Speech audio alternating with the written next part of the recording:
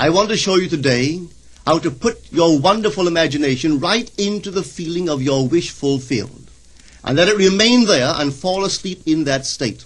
And I promise you from my own experience, you will realize the state in which you sleep if you could actually feel yourself right into the situation of your fulfilled desire and continue therein until you fall asleep.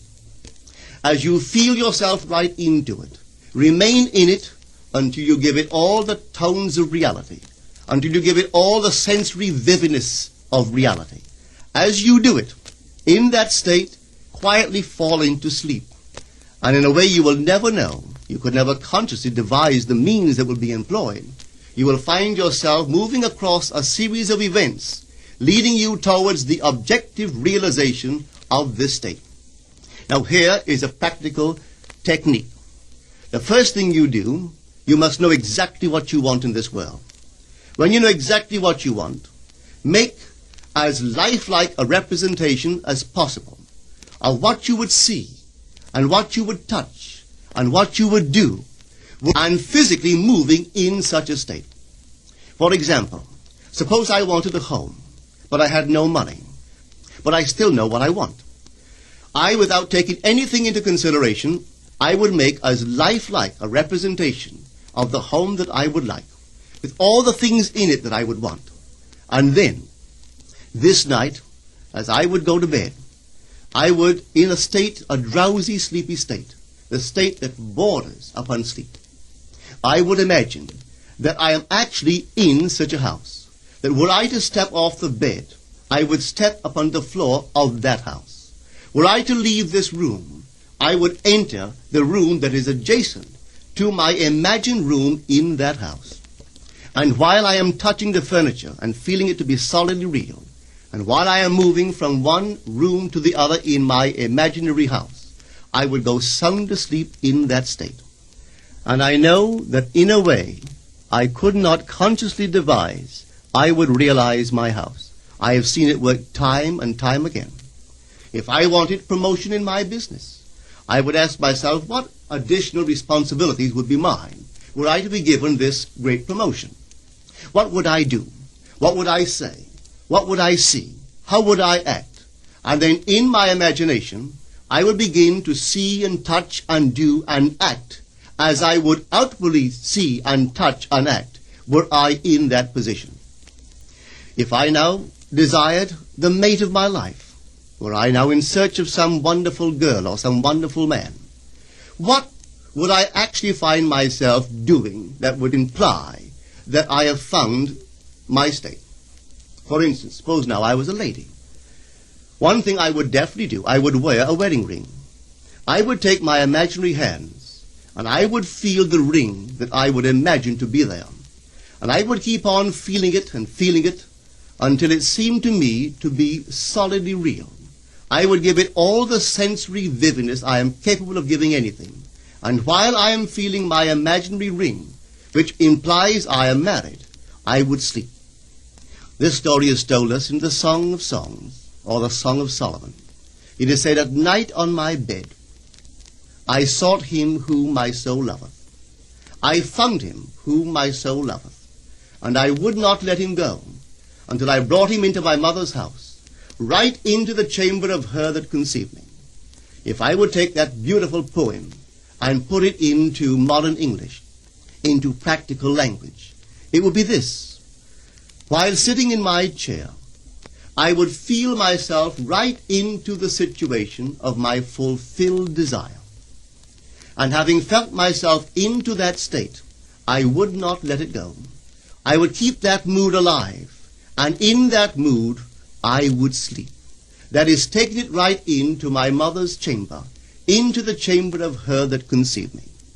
You know, people are totally unaware of this fantastic power of the imagination.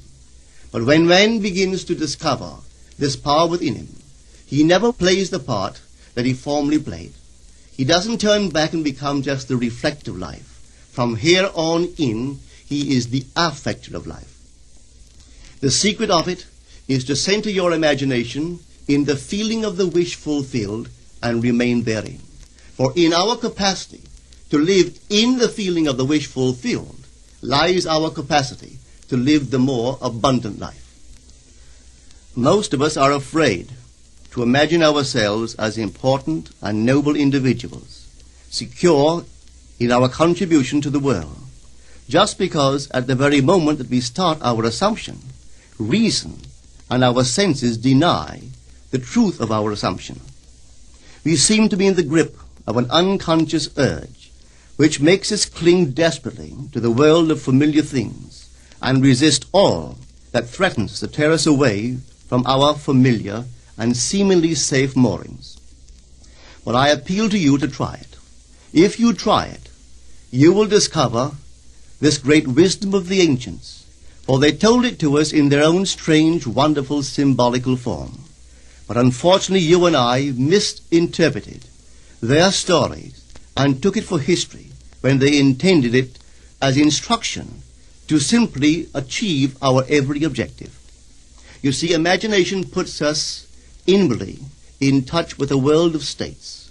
These states are existent, they are present now, but they are mere possibilities while we think of them.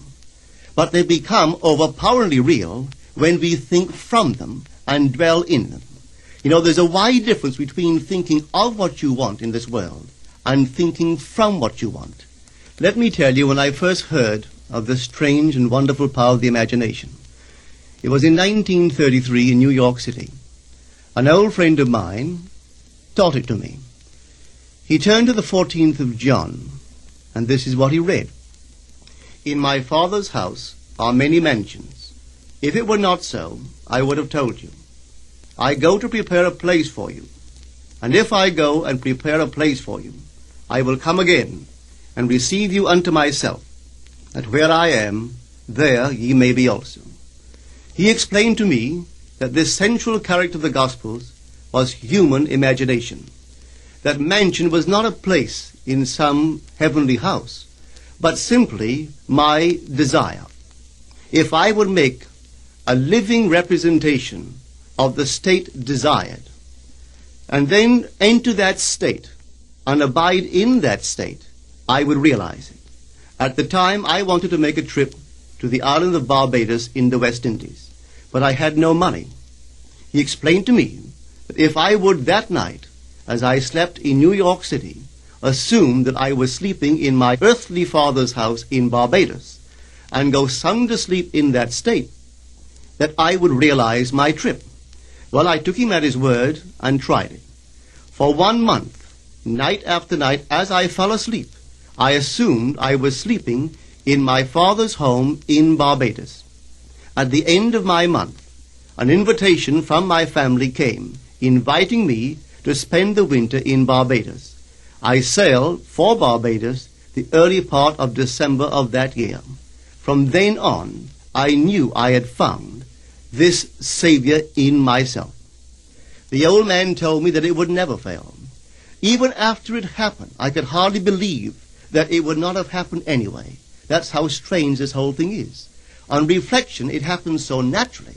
You begin to feel or to tell yourself, well, it would have happened anyway. And you quickly recover from this wonderful experience of yours. It never failed me if I would give the mood, the imagined mood, sensory vividness. I could tell you unnumbered case histories to show you how it works. But in essence, it's simple. You simply know what you want. When you know what you want, you're thinking of it. That is not enough. You must now begin to think from it. Well, how could I think from it? I am sitting here, and I desire to be elsewhere. How could I, while sitting here physically, put myself in imagination at a point in space removed from this room and make that real to me? Quite easily. My imagination puts me in touch inwardly with that state. I imagine that I am actually where I desire to be. Now, can I tell that I am there? There is only one way to prove that I am there. For what a man sees when he describes his world is as he describes it relative to himself. So what the world looks like depends entirely upon where I stand when I make my observation. So if, as I describe my world, it is related to that point in space I imagine that I am occupying, then I must be there. I am not there physically, no, but I am there in my imagination, and my imagination is my real self. And where I go in imagination and make it real, there I shall go in the flesh also. When in that state I fall asleep, it is done. I have never seen it fail. So this is the simple technique on how to use your imagination to realize your every objective.